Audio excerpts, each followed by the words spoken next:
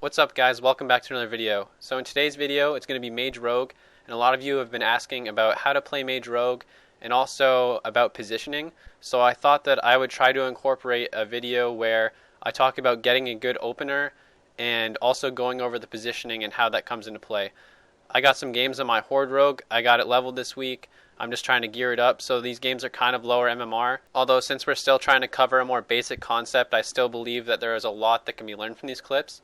Anyway, without further ado, let's get straight into these games. Okay, so this first game here is going to be against Resto Shaman Warrior, and generally your kill target is going to depend on which talents they take, whether they have Relentless or Gladiator's Medallion. And so since they have Gladiator's Medallion, we decided to go on the Warrior here. And right off the bat, I am going to go for a sap on the Shaman. There is some situations where I would just not sap in this case and go on the Warrior, but the Shaman was behind the pillar. And so it's worth it for me to go for a sap there because he's not going to blindly walk out into the open and be in a good position for my mage to get a sheep on him. So I go for a sap and I make sure that I'm close enough to the warrior that I'm able to shadow step and immediately get on with cheap shot to get the most effective sap possible. And then it's going to allow my mage to have a very strong damage opener. And you'll also notice right here that the Resto Shaman is currently line of sight of the warrior. And so even when he gets out of that sap, he's going to have to walk into LOS yet, which creates a situation where he is essentially crowd controlled for longer than that. And he is forced to either use that vortex leap they have to get into LOS, or he's going to have to walk there, which is going to take him a couple seconds. And as you'll see, we're going to create a lot of pressure onto this warrior, and it's actually going to have to force the Resto Shaman to use both his trinket and his Spirit Link totem. And what this creates an opportunity for us now, since the warrior is blade storming and he has Die by the Sword up, we can't really do too much damage to him. Well, I can't, my mage kind of could, but we decide to switch onto the Shaman because he's not even on stun DRs yet, and my mage picks up on this right away, and immediately we have a kill opportunity on the Shaman. And basically the Shaman was just trying to save the warrior, but he created a vulnerability where he is now at great danger and potentially going to die. And as you'll see, I actually was going to reset off of this because I wasn't sure my mage had that much damage left, and he actually just killed the Shaman. I actually have another example of this where I'm aware of it right after, and we'll get another Shaman kill here in a second. Alright, so this second clip here is against Resto Shaman Warrior again. They both have Gladiator's Medallions again, and I'm going to pause right at the start here. And I'm in an opportunity where I could just very well go in and open, but I decide to wait a few seconds so that my mage can get into proper position and open with me, creating the most effective CC where both people are crowd controlled and he's able to fully put out his damage rotation without worrying about needing to get into line of sight of the target before that happens, which essentially wastes some of the power of your opener.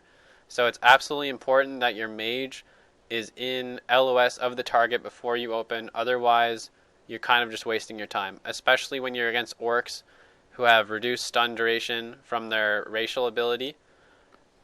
And so here we go, we're going to open up onto the warrior with a cheap shot and a sap onto the Shaman at the same time. And I'm going to follow up the cheap shot with a kidney, and you'll see that before the Shaman even comes out of sap, the warrior already gets knocked down to 20% health, and he's forced to use Die by the Sword, and the Shaman is forced to trinket the half polymorph that comes after that. And right there, since we've created the same opportunity as last game where the Shaman was forced to trinket and use Spirit Link to save the warrior, we immediately swap over onto the Shaman with a full cheap shot, and I'm aware this time that my mage is going to put out that damage, and we're able to just quickly smoke this Shaman. The warrior could have further reduced our damage by quickly using Intimidating Shout in reaction to my Stormbolt trinket. However, since my mage has good positioning where he's not close enough to be hit by Intimidating Shout, but he's still in LOS and able to do damage, the Shaman would have still been stunned from my cheap shot, and my mage had so much damage coming in that even without my little bit of assistance at the end, he still would have went down. Okay, so this next game is going to be against Resto Shaman Arcane Mage, and it is not the best clip because the mage does not ice block and react appropriately to our burst. or the shaman does not attempt to trinket something. They kind of just fold up and die here. But it'll give you an example of an opener that you can go for when your opponent does happen to find a way into combat and you can't land a sap. So immediately, as soon as this Arcane Mage gets in combat with my Mage through Arcane Barrage, I go for a cheap shot onto the Shaman, and my Mage is going to follow that up with a Sheep, and I'm immediately going to go onto the Mage with a cheap shot as well, and we're going to get that huge opening burst right off the bat. And that creates some huge offensive pressure.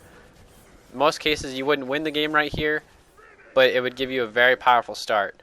You'll also notice that at this time, the rest of Shaman is in a terrible position because he chose to go down bottom and the Mage is trapped up on the bridge. And so you should try and avoid positions like this yourself, where when you are coming out of a crowd control, you don't want to be away from your healer or away from your teammate. Otherwise, they will have an even harder time trying to save you or heal you, whatever class you're with. And it's just something you should always be aware of. Always be aware of where your teammates are standing, and always be aware of where the enemy is standing. You can catch a player in a bad location sometimes and immediately end a game, especially as a comp like Rogue Mage where you have such huge burst. Well, that's going to do it for this video. Just remember to wait for that Mage to open so you can get off that big damage, and make sure you're landing your CCs, get that Sheep, get that Polymorph on the healer, get that cheap shot, that burst rotation out on the DPS or whoever you choose to hit. And overall, you're going to have a lot more powerful openers, and I hope this video was helpful. I'll have more videos up soon. Thanks again for your continued support, and I hope you all have an amazing weekend.